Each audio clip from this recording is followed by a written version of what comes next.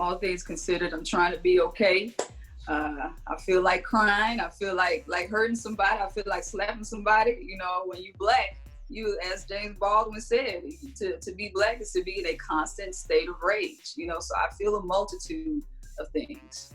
Absolutely, and I'm definitely right there with you. So let's dive right in. What are your reactions to Kyle Rittenhouse being able to leave the scene, not being detained? Well, Tiffany, you know, one of the oddest things is my first reaction when I heard about this is I hope the shooter isn't black. You know, every time it's a robbery or it's a mass shooting, as a black person, the first thing you think is, I hope he's not black, because it'll just be another thing for them to take and say, see, we told you black people were violent. We told you. And to find out that it was a 17-year-old white vigilante, aspiring or already white supremacist, it blew me off my feet. And I'll tell you why. It took me back to, I'm from the South, I'm from Mississippi, and I've read all kinds of books about how the KKK used to be in cahoots with the police. So the police would lead civil rights workers. They led 3 civil rights workers into a trap so the KKK could kidnap and kill them. This felt like the same thing. I'm like, how is it 2020 and we're still dealing with this? To know that the police were complicit in this and that they did nothing, that is extremely problematic. And I immediately thought about Tamir Rice, who was just in the park minding his own business. And I think he may have had a toy gun and he's dead.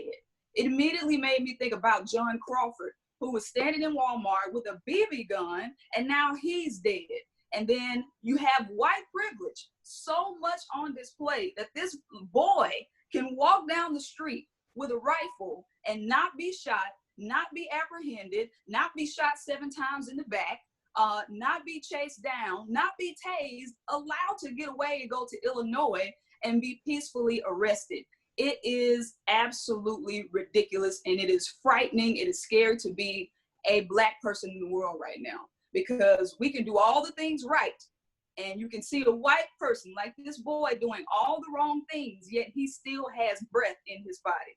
So to see this, it was just really, really frustrating and scary to know that he could have been in cahoots with the police. And then the biggest thing that it taught me, they start showing pictures of him at Trump rallies and, you know, doing this Blue Lives Matter stuff. You know, I'm going to go so far as to say this blood is on Donald Trump's hands. This is why we need to vote, because Donald Trump is toxic.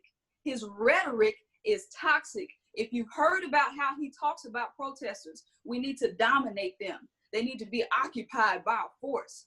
You governors are weak because you can't restore law and order in your city. And that's what they say. They said this boy was restoring law and order. And this is because he heard Trump say it. So he adopted that idea. He internalized it and took matters into his own hands. Trump has to get out of office. This blood is on his hands. He did this. He enables people like this. He gives them permission to do these type of things, and it has to stop. It's terrible. And I can definitely feel your emotions. Literally, I'm over here trying not to shake while I'm right here. But so there are some people, including their chief, that believe that if people weren't there past their curfew, that they wouldn't have been in that situation. What are your reactions to that? I mean, that's just a cop-out. You know, that's the big problem, that, you know, some of these policemen don't want to take responsibility, you know, and that's nothing new. Historically, policemen haven't wanted to take responsibility. You know, even when it came down to people getting prosecuted in the South for killing black people, you would have policemen saying, oh, I didn't know anything about it, you know. Oh, we let them out of jail, you know, because what happened was they let those, you know, they would let people out of jail and lead them to KKK. You know, they would lead them to them so they could be hanged and beaten and buried and hidden and things like that. So I'm not surprised. It's that same avoidance.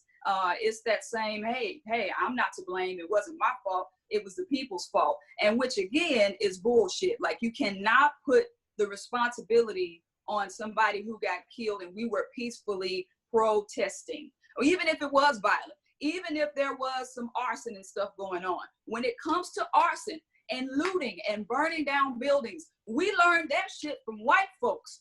Who burned down Black Wall Street? White people did. Who burned down the church in Birmingham? White people did. They blow up and fire up shit all the time. But when we do it, it's criminal. When they do it, what is it? Oh, it's just, it's just what we had to do to maintain law and order.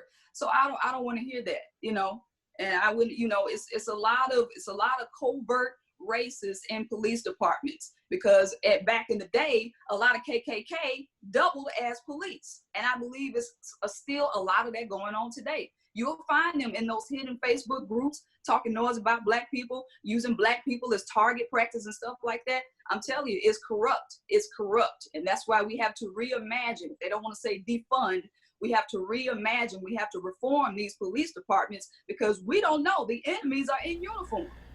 All right, Rita, and before I let you head out, so as a result of Jacob Blake being, shot, the Bucks in Wisconsin decided to step away, and now we're starting to see that trickle down in the NBA. What are your thoughts on that? Let me tell you, when I start seeing those tweets about the Milwaukee Bucks decided they were not going to play, and then NBA teams and members had meetings, I saw Kenny Smith walk off the set where he is a sports commentator, and that gave me chills. I said, you know what? This is the most powerful shit that I have ever seen. This is exactly what Kaepernick was trying to organize. Literally, this is the exact same thing, except I guess he was ahead of his time, or maybe people weren't fed up enough. Maybe enough Black bodies hadn't been disposed of yet. Maybe it wasn't enough at the time that Kaepernick did it. But for these NBA players to come together and say, hey, if you don't value our Black bodies off the court, off the field, then we are not going to keep playing for your entertainment and act like we don't know what's going on. Because when they don't have the uniform on, guess what they are? They are regular Black men, just like the men out there getting shot.